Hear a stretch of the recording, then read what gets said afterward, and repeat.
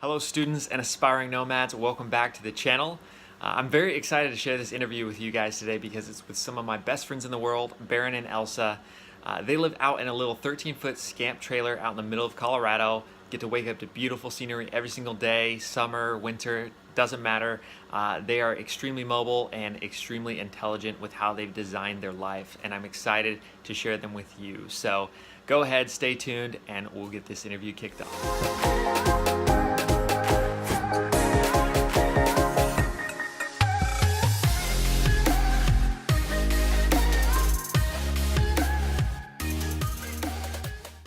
Hey, what's going on, students and aspiring nomads? Hope you guys are having a good one.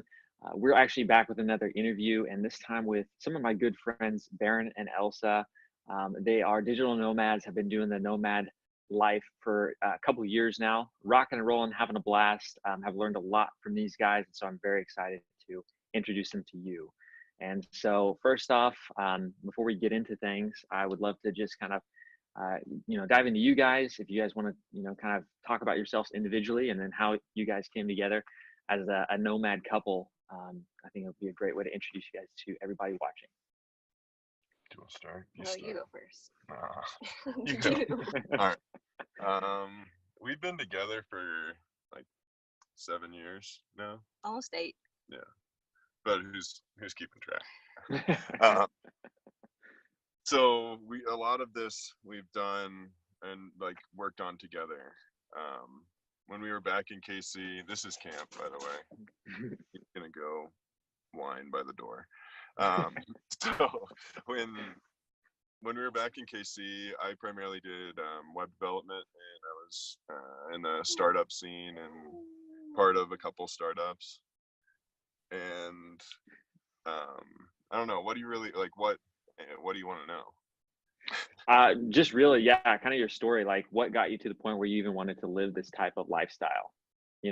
I kind of want to hear about, what you liked about your present situation, but kind of what drove you to the point of taking up this life and making it a full-time thing. We'd been working on it for a long time, Hmm.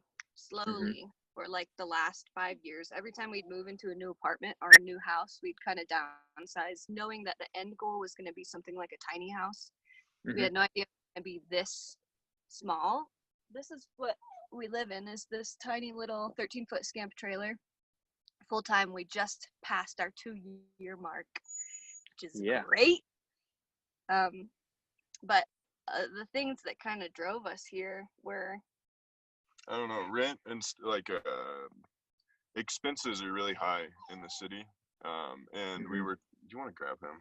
I'll just hold him. And we were looking at different ways to like buy a living situation or a house or whatever it was, just because renting in apartments were so expensive.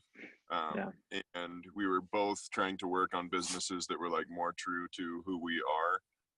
Hmm. And to do that, you need a little bit of runway, I think. So this like opened that up so that didn't have to work so much on making a bunch of money and could kind of like zoom out a little bit and like let or build a little snowball that gains steam. And now with YouTube and everything, it's got some momentum. mhm. So now we can kind of like zone in and figure out how to leverage the momentum. We focused less on the money and more on the time, which allowed us to then really get all this stuff going. Because we knew if we built it honestly and well and like relatively slowly even, Hmm. then we could lean on it in the future. So Totally. now we're getting to the point where all of our different verticals are starting to click. So now, like, we're making okay money. Yeah. Whereas, and we've always made enough money because either of us, like, I can build websites whenever needed, and Elsa can edit videos and do contracted art and all that kind of stuff. So yeah, now our like um, passion projects are starting to bear fruit. So Love it. kind of cool. Awesome. Yeah, very cool. And it's, yeah, obviously been awesome to watch you guys throughout the whole process. Obviously, a lot of growth has happened. And, Yeah. it's been fun to obviously join you guys on some adventures as well and just see it firsthand. Hopefully, we can introduce you guys to, some people out here who might For eventually get sure. that experience as well. So, Yeah. um, so kind of going into your, your experience, your background, in the working world, et cetera. Obviously cost of living was high. Obviously we've just kind of got the standard system, rinse and repeat. Everybody goes through it, et cetera. What was kind of like the turning point where you're just like, this is not what I want. I don't want to work at a desk job. I don't want to do the standard. Do you remember if there was a particular turning point, or if there's anything where you're just like, nope, this ain't gonna be me? I would say that that happened a long time ago, long before we even knew each other, probably for both Yeah. of us. Yeah. We've both been self-employed for many years. Like, Um, since I was like 21 Awesome. and I'm 30 now. yeah, so working office jobs in college, knowing that I have all this potential and all this creativity, my own drive to do my own thing, just didn't make sense to go into another office job after college, because Mhm. that was not progressing me in any ways that I was looking for. But I don't know that there was one day that, like, Yeah. okay, I gotta go move into a trailer. Well, Yeah. and we'd kind of like with I had a luxury watch startup that I co-founded with with one buddy, and Mhm. we like pushed that and like did all the things within that realm, and we're like selling watches and stuff, and it just wasn't like it was cool mostly because I kind of like hoodwinked the system, and we were selling luxury watches that we were making ourselves, and that was kind of exciting, but it Yeah. wasn't like it wasn't at all fulfilling, and I wasn't like at all making the world or our species better. Mhm. It was just kind of a means to an end and kind of a joke. uh, so then after playing in that space long enough, and then I guess after that, Elsa or Alec and I had a web development company, and we did great financially and stuff with that, and worked with a lot of cool clients, but it just wasn't like we made plenty of money, but it just wasn't deeply fulfilling, and it wasn't honest to my core. Yeah. It was one of those things that in retrospection, it's not something that would like light me up when I Yeah. reflected on what I was working on and stuff. It was kind of actually draining. Yeah. So there was that, and I had camped and stuff a bunch because rock climbing is one of my favorite hobbies. Mhm. So I spent a lot of time camping and doing that. But yeah, I can't think of like an exact point. Moment in When we time. used to live in our apartment, you would ask like, what do you want to do? As far as jobs and stuff go. And I was like, I want a job where I don't have to work every day. That was when we first started dating, and I was really terrified Yeah. at that response. I bet, man. Wait, come again? Yeah. So we'd been working towards it for a long time, and with web development, that was why I learned web development, and I learned that primarily through the internet and quote unquote taught myself, even though there's a wealth of resources out there, so anyone can teach themselves, and you don't have to be a great teacher to teach yourself. Yes. Yes. So that was kind of the mechanism that I learned to be able to work portably, Yeah. and that was my thinking when I dove into that realm too. So it's Awesome. not, it's just like everything fell together. It was Right. relatively meditated. Yeah. You went into it knowing, hey, this is gonna allow me the freedom to kind of do what I want, make my own hours, and not have to rely on a 9 to 5 Right. through somebody And else. Exactly. and to be able to like get an injection and choose when I need work, I can choose to like bring that on. Yeah. So if you need like an injection of cash, you can just like Oh, touch your pick network another and one up. see who needs what, and then you're good. So Yeah. it's like bursty, and I like that. Something that was hard to adjust to initially was the sort of feast and famine aspect of it, like Mm. getting a few $1,000s, just boom, you got a few $1,000s, and then for the next maybe month and a half, 2 months, you get nothing, Mm-hmm. or Yeah. even sometimes longer. So getting used to that and like watching your bank account just slowly atrophy But kind of budget your in money between. too Yeah, was totally. a huge part of that, which Yeah. has been a beneficial thing. Well, it was kind of like moving a forward. forcing function for that, Yeah. Yeah. because you have to learn how to not be bleeding out cash all the time when Yeah. you were a gap, Yeah, So totally. All the that, luxuries and subscription services and all these other things that are basically taking right. people hostage, And food and I don't know, lots and car payments and gas. There's so many different expenses that just like cripple us. But Totally. they're so ingrained in our culture that we don't even second guess them. Totally. Yeah. Like paying $1,000 a month for rent is just like, oh, that's just part of it. At least it's cheaper Yep. than what all the people around me are paying. At least But I live close to work. yeah, right.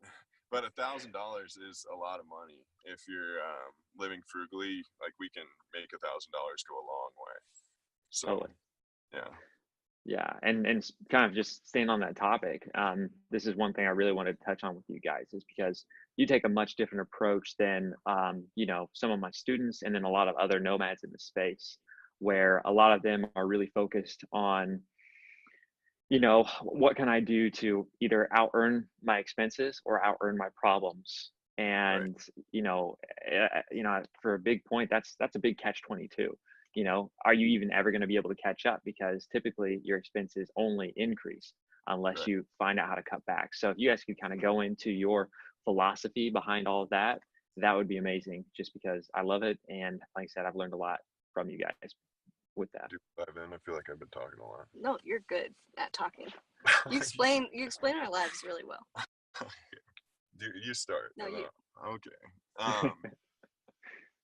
So I think, especially if you want to do, like, it's making money just doing things that are like parasitic to both our species and the rest of the world.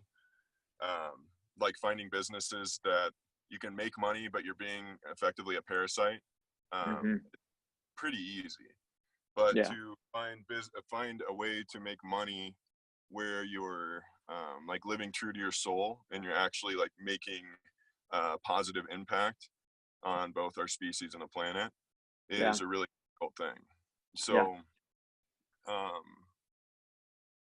so we have the capacity to do a lot of different things in business and to make money, but it just doesn't feel right if it's not like doing positive things, right? Yeah.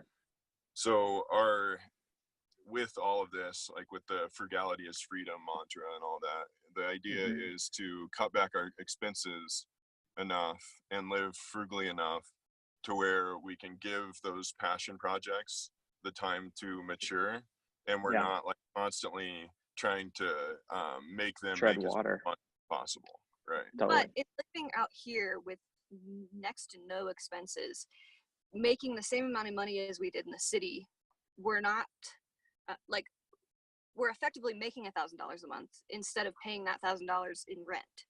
So we're able to save so much more than before. So it's like we're making far more money than we did in the city just because we're not spending anything. Yeah.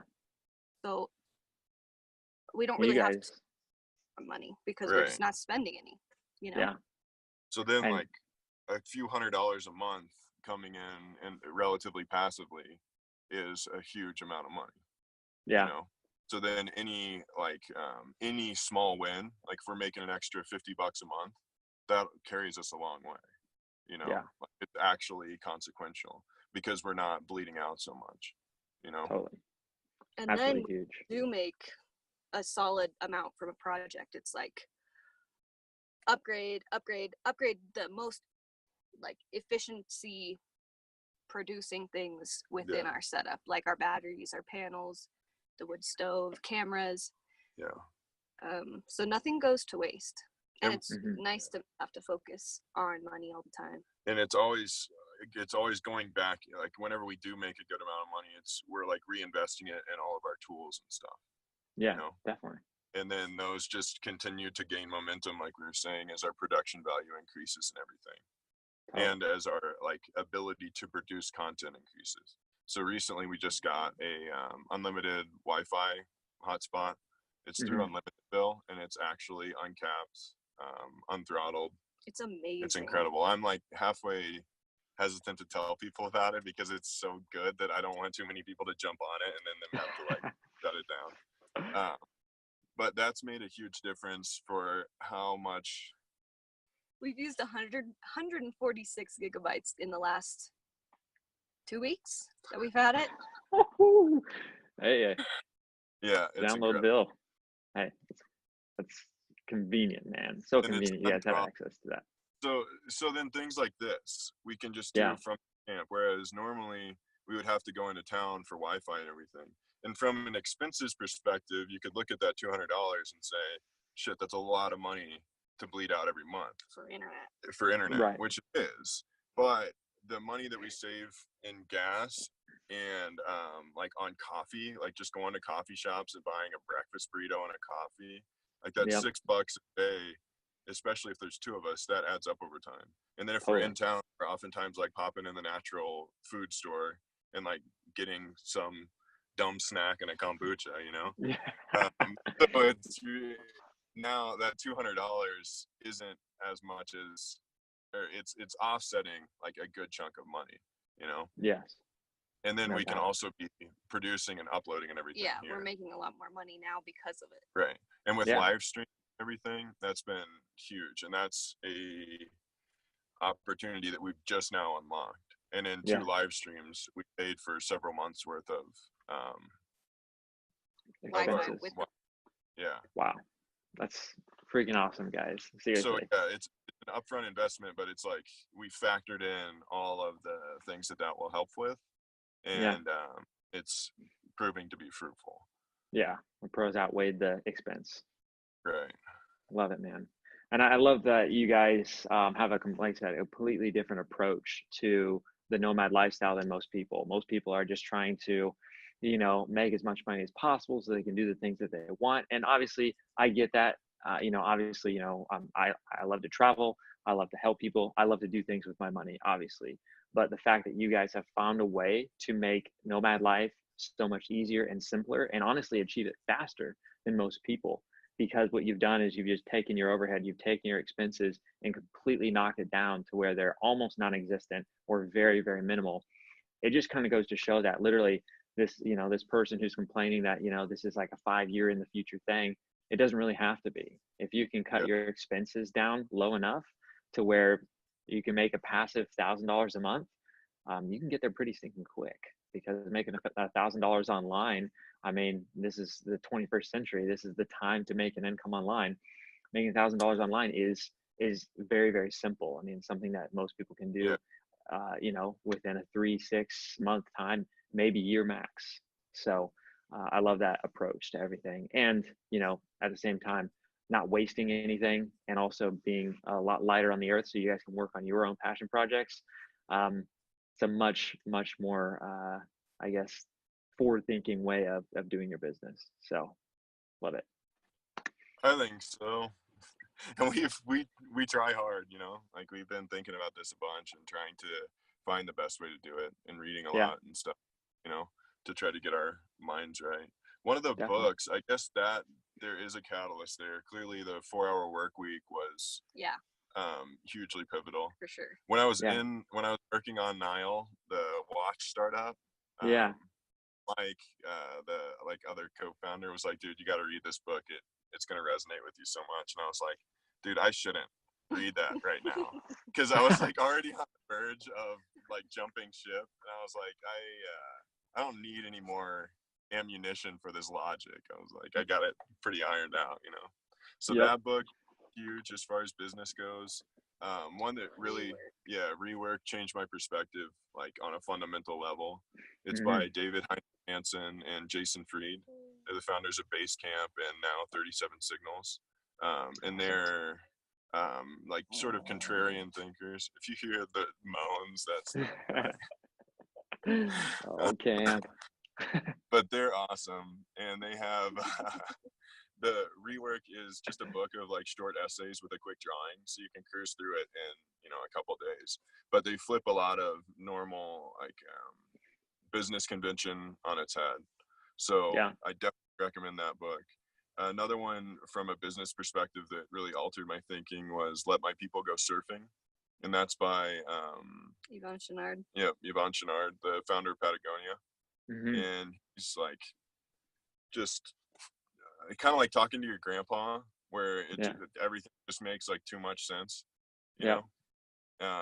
That's kind of how that book reads, and it's like just doing right by the people that work for you and the world and everything else. And it may be a slower path, but like the destination is much more honest and grand, you know. Fulfilling. Yeah. So yeah, I would check out those 3 books, and then one more. Yeah, keep them coming, man. Keep them coming. Sapiens by Yuval Noah Harari. Okay. It helped me really shape where we are as humans and where we fit into the world, and how like different modes of thinking have progressed us, and different ideas have unlocked new technologies and stuff. And it's given me perspective too into how short of a time, especially like the United States, has been around and stuff. Mm-hmm. Yeah.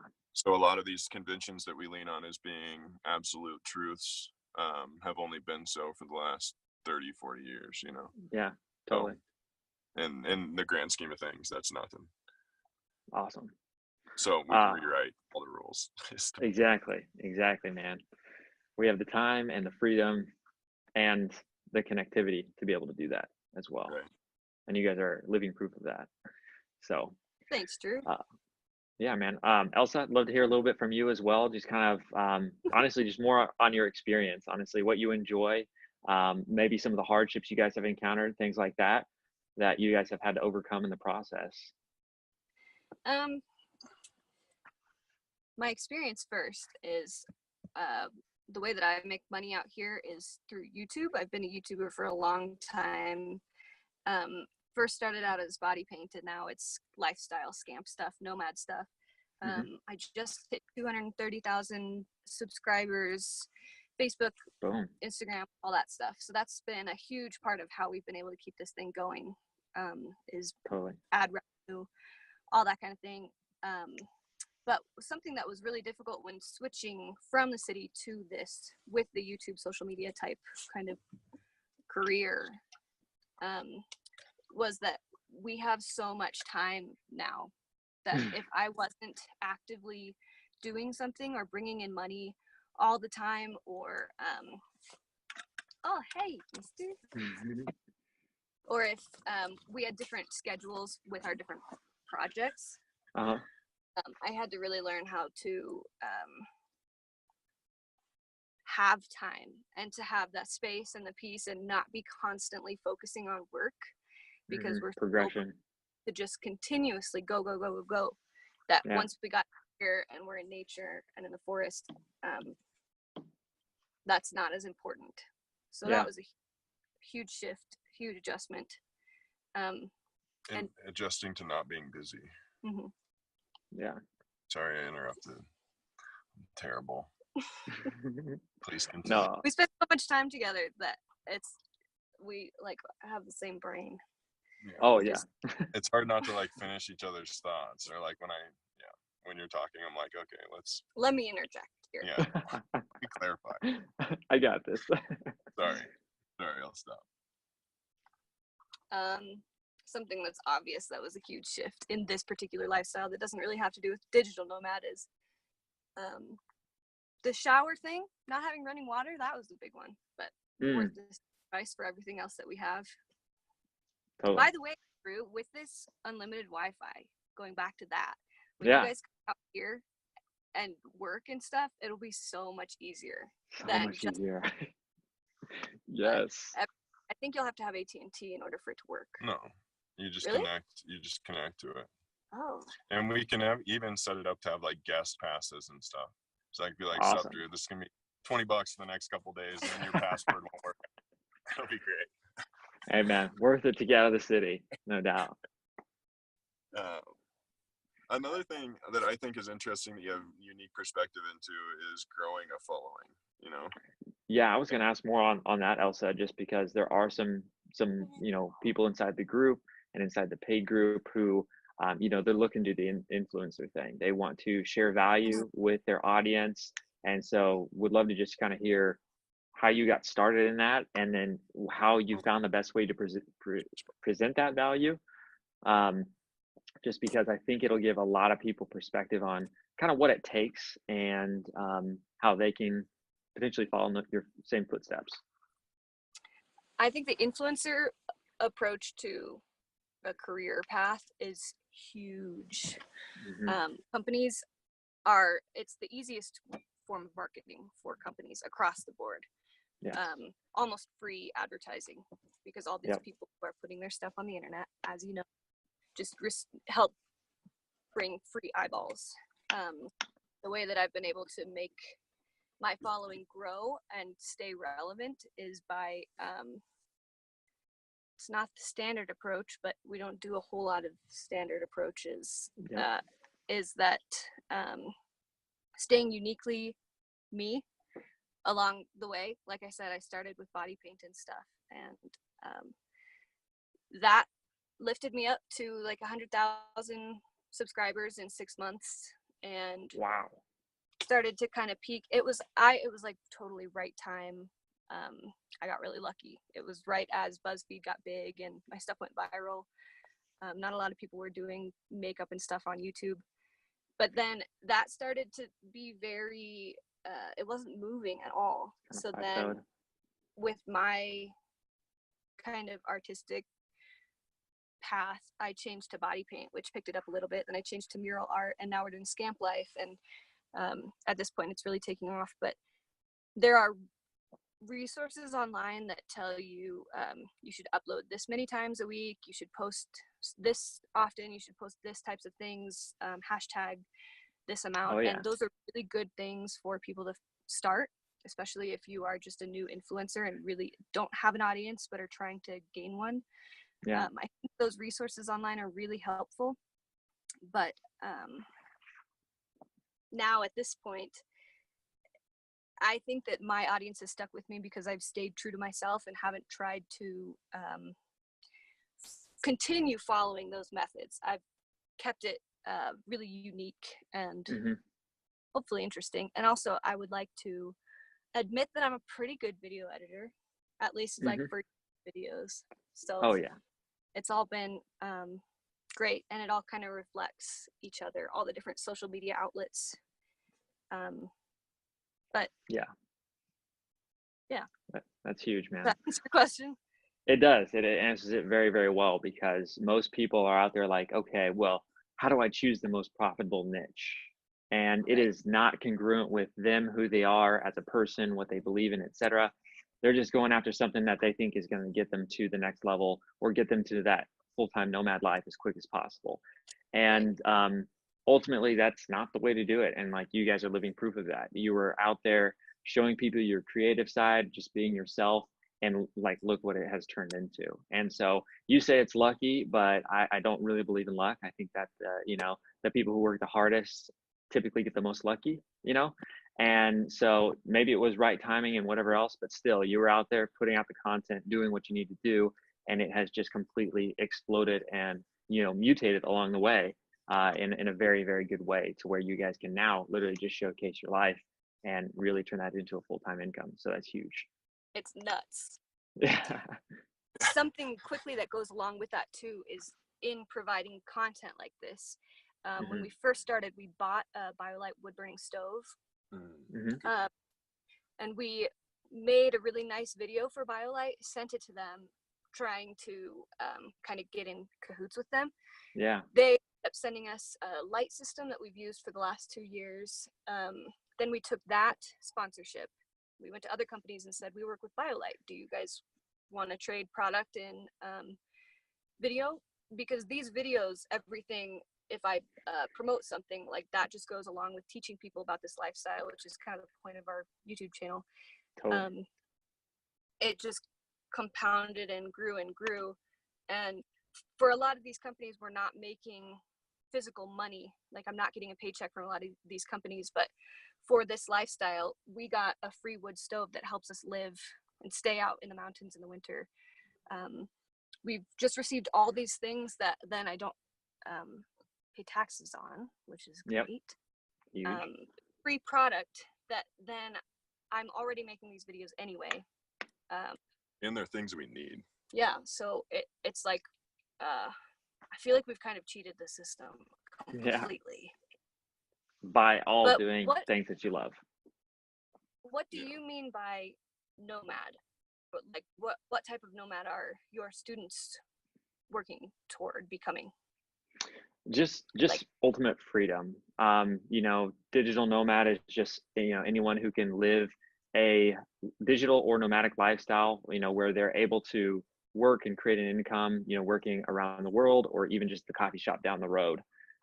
It's become a lot more broad these days. Previously, it was very, you know, hey, I work and I'm backpacking across the world. And then it was, you know, I work in different places around the world, but I'm more of like, you know, stay in, get my Airbnb, hotel, whatever, and just travel.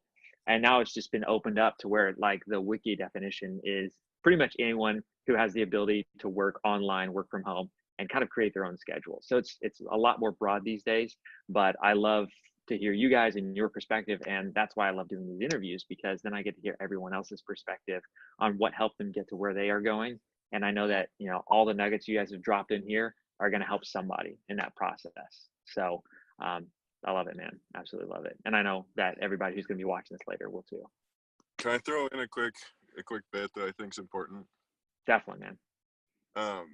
So in learning, or in moving into a 13-foot house and towing it with our Mini Cooper, a lot of people had their doubts, you know, and would just like say things like just digging comments and just like rip on us.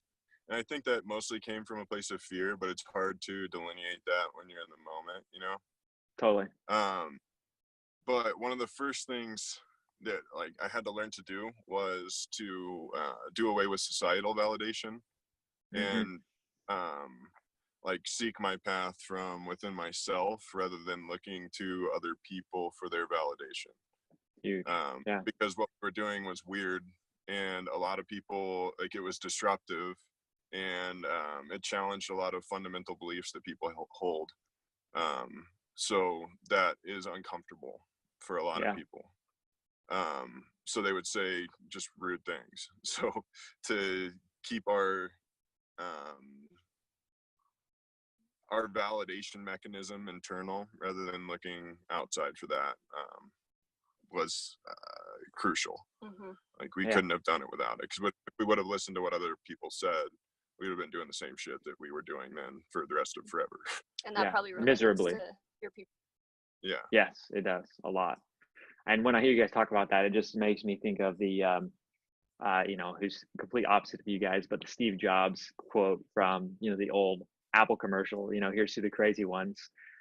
You know, the misfits is the one who, you know, wants to try to put the round peg in a square hole, etc. You guys are obviously doing something completely different than the standard process that society teaches and preaches. But at the same time, look at the product, look at what's come out of it, look at the fruit on the tree. And it's easy to see that you guys have obviously taken the right path. And I hope that that gives hope to everybody who's watching this too, because a lot of people just think that that's so far off, that this is such an out there thing, because, you know, my parents did it, my grandparents did it, everybody else before me did it. So to me, to go out on my own and become an entrepreneur and live a digital nomad lifestyle, you know, it can be a little bit daunting, but ultimately that's kind of the point. If it were easy, then everyone would do it. And you guys are proving that. Truly. It is. Because it definitely with is. the internet being so prolific, and like, if you're not, I think being good with computers, or at least being able to internet well, is like a fundamental necessity. Totally. If you're going to be doing this, although you can do it completely analog. Like, if you want to not have a or a cell phone and do the nomad thing. Like there's plenty of odd jobs and different things that you can do to make your income. And since you'll need even less, then, you know, it's possible.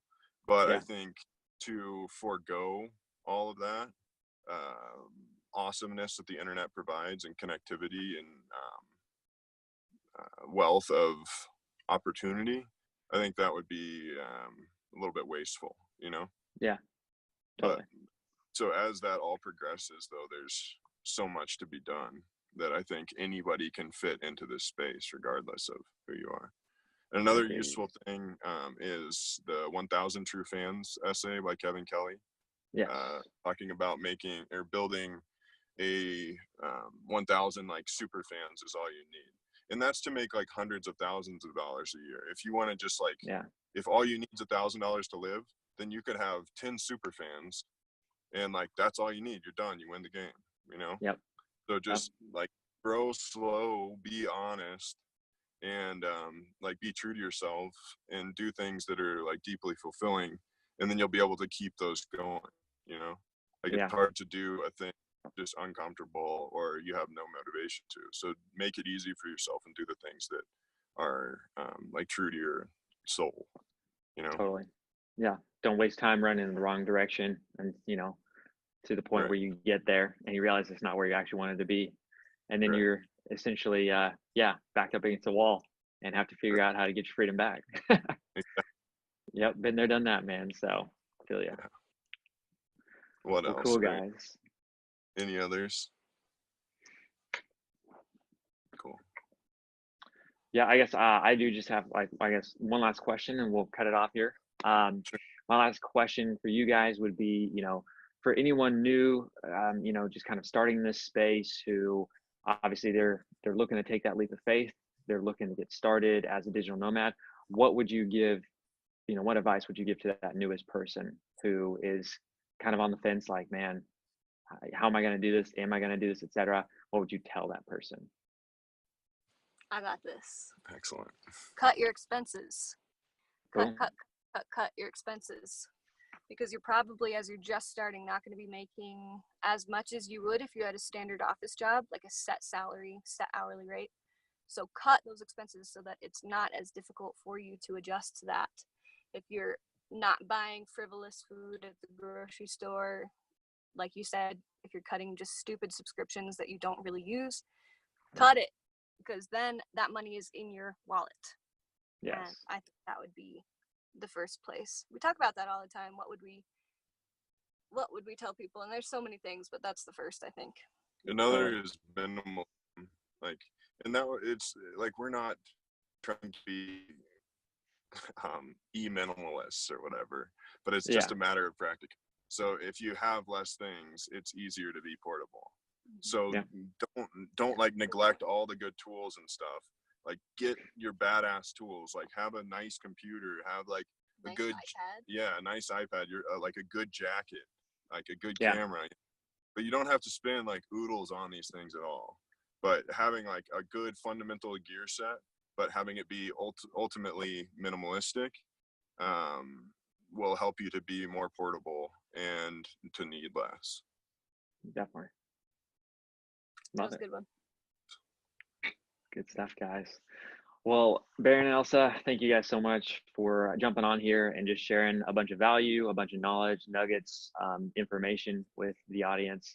I know, like I said, they're going to be watching this later and obviously probably taking notes, because there's a lot to learn here and a completely different way of thinking for most people. So thank you guys for the perspective, and thank you guys for coming on. Thank you, Drew. And if you want more, go to my website. Yes, it's dude. normal.com. Say that one more time. I might have interrupted you. It's nomad.com. Awesome.